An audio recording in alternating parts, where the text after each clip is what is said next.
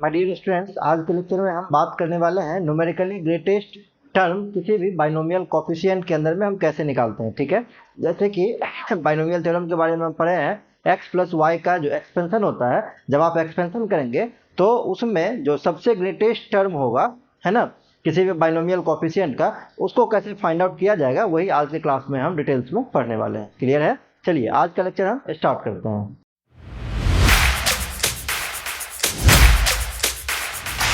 यहाँ पे लिखे हैं numerically greatest term, short form में इसको NGT भी हम लोग कहते हैं, न्यूमेरिकली ग्रेटेस्ट टर्म। अब इसको फाइंड आउट करने के लिए, जैसे अगर हम x plus y whole to the power n करते हैं, तो इसको न्यूमेरिकली ग्रेटेस्ट टर्म निकालने के लिए एक फॉर्मूला होता है, इसको याद करना पड़ेगा। m is equal to n plus one by one plus x बटा वाई। अगर x plus y whole to the power n का एक्सपेंशन है तो न्यूमेरिकल ग्रेटेस्ट टर्म m मान लिए हम लोग, तो n प्लस वन कर देंगे, वन प्लस एक्स में y से डिवाइड करके इसका मॉडुलस है, मॉडुलस है ना, नेगेटिव को पॉजिटिव करने के लिए। अब अगर m का वैल्यू इंटीजर आ जाता है तो न्यूमेरिकली ग्रेटेस्ट टर्म जो होगा वो TM0 and TM0 plus one होगा। और अगर फ्रैक्शनल आ जाता है तो हम लोग इंटीग्रल को साइड कर देंगे, जैसे 4.25 आ जाता है तो 4 प्लस 0.25 ऐसे इसको लिख देंगे। और जो न्यूमेरिकली ग्रेटेस्ट टर्म होगा वो होगा TM0 प्लस वन। जैसे यहाँ पे 4 है तो 4 plus one T5 numerically greatest term आपका हो जाएगा। और इंटीग्रल वाले केस में आपको ये भी ध्यान रखना पड़ेगा, TM0 का मॉडुलस TM0 प्लस वन के मॉडुलस के बराबर होता है। तो इसी को हम दिखाने के लिए दो क्वेश्चन ले लिए हैं, बारी बारी से इसको हम सॉल्व करते हैं। सबसे पहला क्वेश्चन देखिए, इसमें कह रहा है greatest term in the expansion of 3 minus 5x whole to the power 11। ठीक है, ये निकालना है जब x का वैल्यू 1/5 है आपको। क्लियर है? तो सबसे पहले न्यूमेरिकली ग्रेटेस्ट टर्म निकालेंगे तो m का वैल्यू आप निकाल लीजिए, तो क्या हो जाएगा, n पावर कितना है 11 plus one upon one plus x by y, तो x बटे माइनस 5x हो जाएगा। क्लियर है? तो 11 प्लस वन कितना हो जाएगा, 11 plus one 12 by one plus 3 by 5x है। ठीक है, x का वैल्यू कितना है 1/5। ठीक है, तो 5 से 5 कैंसिल हो गया तो कितना हो गया 12 अपॉन, ये हो जाएगा कितना -3, मॉडुलस है तो बाहर निकलेगा प्लस, तो 3 प्लस वन 4, ये कैंसिल आउट हो गया 3। ठीक है, और 3 कौन सा वैल्यू है, इंटीजर है। तो न्यूमेरिकली ग्रेटेस्ट टर्म जो होगा, न्यूमेरिकली ग्रेटेस्ट टर्म और क्या क्या हो जाएगा, TM0 and TM0 plus one, तो ये आपका हो जाएगा T3 एंड T4। अब हम अगर T3 निकालते हैं तो T3 इस एक्सपेंशन में कैसे निकलेगा, ये निकलेगा,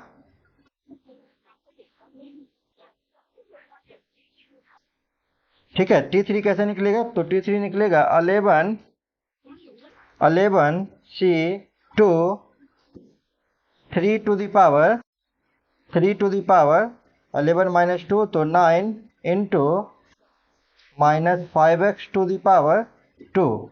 तो कहने का मतलब ये हो गया 11C2 into 3 to the power 9 और माइनस 5 का स्क्वायर करेंगे, ये 5 इंटू एक्स का वैल्यू भी यहाँ पे पुट करना होगा, तो एक्स का वैल्यू कितना हो जाएगा यहाँ 1/5 से 5 कैंसिल आउट हो गया, -1 का स्क्वायर ये पॉजिटिव हो जाएगा, तो ये इतना हो गया। और जब आप ये T4 निकालेंगे, है ना, टर्म 4, तो कितना हो जाएगा, ये हो जाएगा 11C3 into 3 to the power, पहला नंबर पर पावर 11 माइनस 3, तो ये 8 हो जाएगा, इंटू माइनस 5x पर पावर कितना हो जाएगा 3 हो जाएगा। ठीक है, तो ये तो कैंसिल हो गया, लेकिन -1 का क्यूब हो जाएगा तो ये निगेटिव हो जाएगा, 11C3 इंटू 3 की पावर 8। अब ये कह रहा है क्या, ये दोनों तो हम निकाल लिए न्यूमेरिकली ग्रेटेस्ट टर्म, अब ये निगेटिव है ये पॉजिटिव है, तो न्यूमेरिकली ग्रेटेस्ट टर्म जो होगा, न्यूमेरिकली ग्रेटेस्ट टर्म आपका कौन सा होगा, ये आपका T3 होगा। क्यों होगा, क्योंकि ये आपका ये पॉजिटिव है और नीचे वाला निगेटिव है, इसीलिए आपका नहीं होगा। लेकिन यहाँ पे कह रहा है कि TM0 का वैल्यू और TM0 प्लस वन दोनों का, है ना, मॉडुलस वैल्यू सेम ही आएगा। अब ये आपको क्रॉस चेक भी करना पड़ेगा, ये सेम आ रहा है कि नहीं आ रहा है। तो 11C2 अगर हम निकालते हैं, ठीक है, यहाँ पे हम इरेज कर देते हैं, 11C2 अगर हम निकालते हैं तो 11C2 कितना निकलेगा, जैसे टर्म 3 निकालिए आप, टर्म 3 निकालेंगे तो 11C2 है ना, तो इसको आप लिख सकते हैं factorial 11 by factorial 2 into factorial 9 into 3 to the power 9। ठीक है, और जब आप T4 को लिखते हैं तो अगर आप निगेटिव को एक्सक्लूड कर देते हैं तो फैक्टोरियल 11/3 इंटू फैक्टोरियल कितना 8 इंटू 3⁴ ठीक है। अगर अब हम इसको फैक्टोरियल 3 को तोड़ते हैं तो 3 इंटू 2 इंटू 1 होता है ना। ठीक है, एक स्टेप आप और ले सकते हैं, पहले रुकिए इसको और हम पहले तोड़ ही देते हैं, तब आपको क्लियर समझ में आएगा। अब इसको तोड़ते हैं तो कितना हो जाएगा 11 इंटू 10 इंटू 9, 9 से 9 कट गया, अपॉन फैक्टोरियल 2 तो वैल्यू 2 हो जाएगा 3⁹ 2 पंजे 10 कट गया तो 11 पंजे 55 इंटू 3⁻, ये 9 हो गया। ये पॉइंट नहीं है, 55 इंटू 3⁻9 है। जब T4 निकालते हैं तो ये कितना हो जाएगा factorial 11 by factorial 3 into factorial 8 into 3⁸, यही होगा। इसको सॉल्व आउट कीजिए तो ये 11 इंटू 10 इंटू 9, 8 से 8 कट जाएगा, अपॉन फैक्टोरियल 3 करेंगे तो ये 6 होता है इंटू 3⁸, है ना। 3 2 जा 6, 3 3 जा 9, 2 5 जा 10 कट जाएगा तो कितना हो जाएगा 11 5 55 इंटू, है ना, यहाँ 3 बच गया है तो बेस पावर 1 है, बेस सेम पावर ऐड हो जाता है 3⁹। देखिए ये और ये सेम है कि नहीं है। अगर इसका हम मॉडुलस वैल्यू ले लेंगे, आप कहेंगे सर T4 तो निगेटिव है, तो यहाँ पे क्या कर रहा है कि मॉडुलस वैल्यू कर रहा है ना, दोनों का मॉडुलस वैल्यू, तो दोनों का मॉडुलस वैल्यू लेंगे तो ये बिल्कुल सेम है, नहीं है। यही चीज आपसे यहाँ पे ये कह रहा था।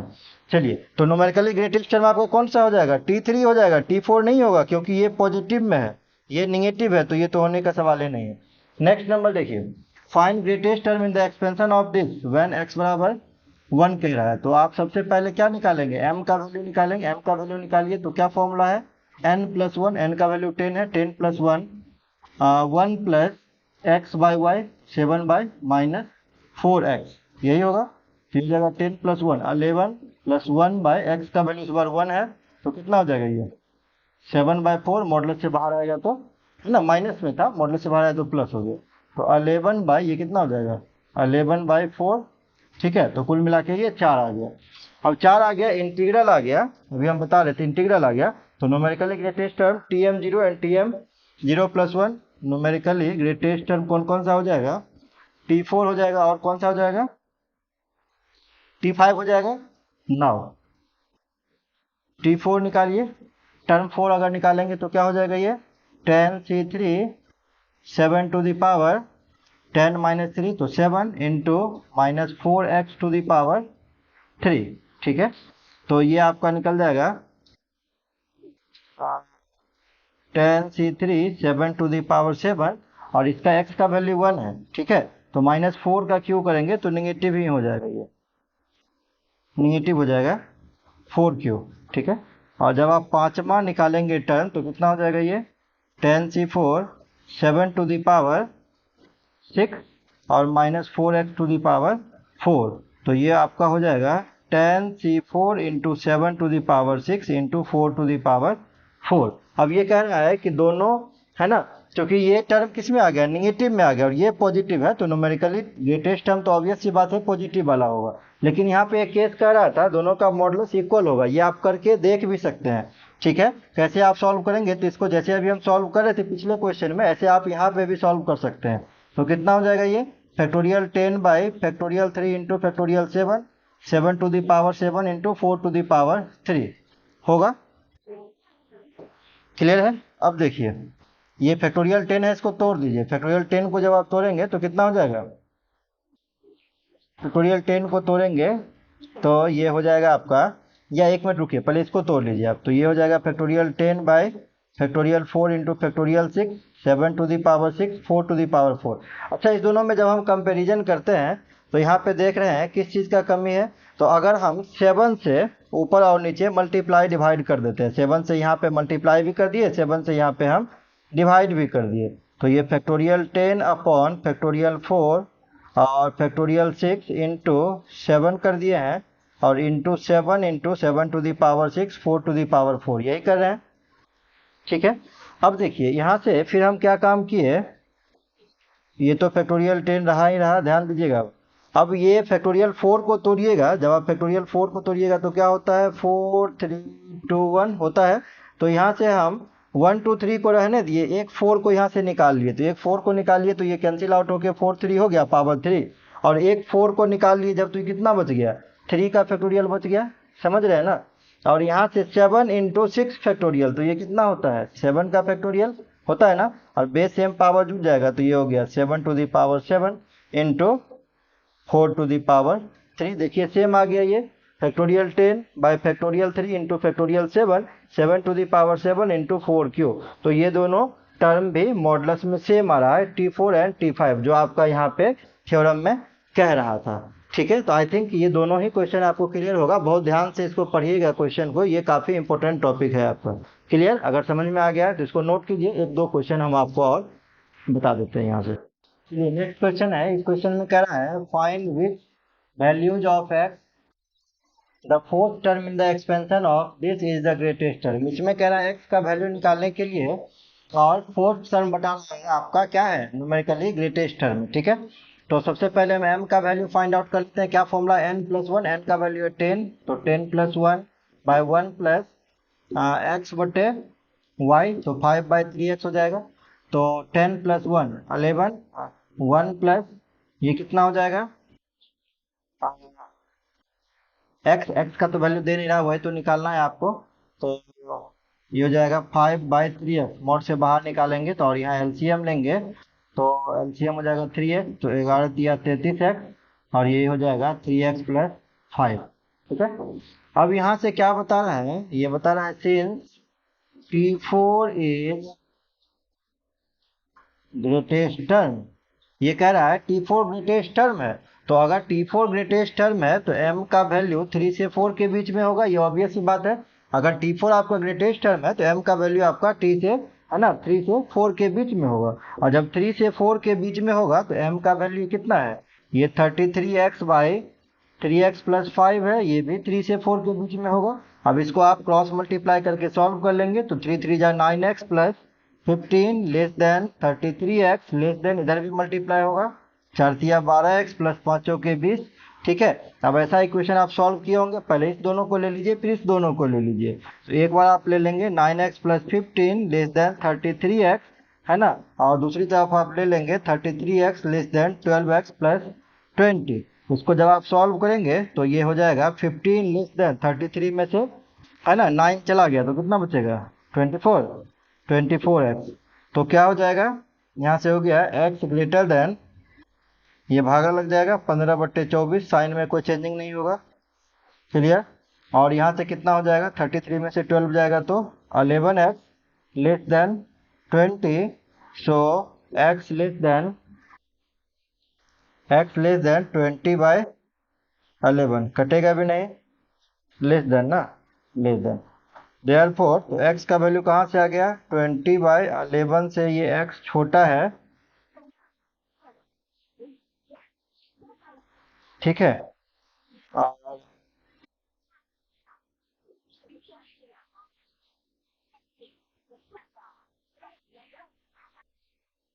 20/1 से छोटा है ना, इससे ये बड़ा है।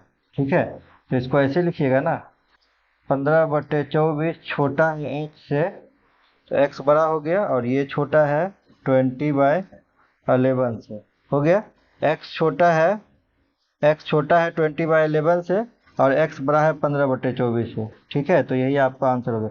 हाँ, अगर कट रहा है तो कटा दीजिए आप, 3 से कट रहा है ना, जैसे 3 × 5 = 15 और 3 × 8 = 24, हाँ कटा सकते हैं, कोई दिक्कत नहीं है। यही आपका x का वैल्यू हो गया। अगर ऑप्शन में ये कैंसिल आउट करके दिया हुआ है तो आप भी कैंसिल आउट कर सकते हैं, इसमें कोई प्रॉब्लम की बात नहीं है।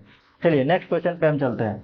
नेक्स्ट क्वेश्चन क्या है, find greatest term in the expansion of this, है ना, a और x दिया हुआ है, तो ये तो आसान है। तो ये हो जाएगा 9+1/1 प्लस मॉडुलस में a/2x, तो 9+1 10/1 प्लस a का वैल्यू कितना है, 1 है, और x का वैल्यू कितना है, a का वैल्यू 1 है और x का वैल्यू है 1/3।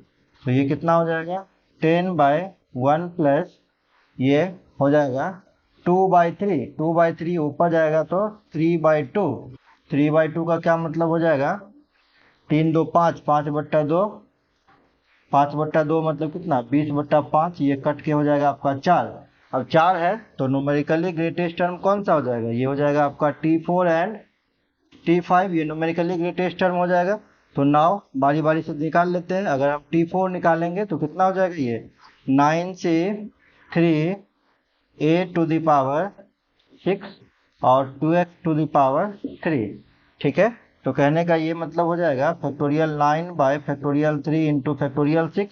ए का वैल्यू 1 है तो 1 पे कुछ भी पावर डाल दीजिए 1 ही होगा। और यहाँ पे x का वैल्यू है 1/3 तो ये 2/3 का क्यूब, 2/3 का क्यूब तो 2 का क्यूब 8 और 3 का क्यूब 27।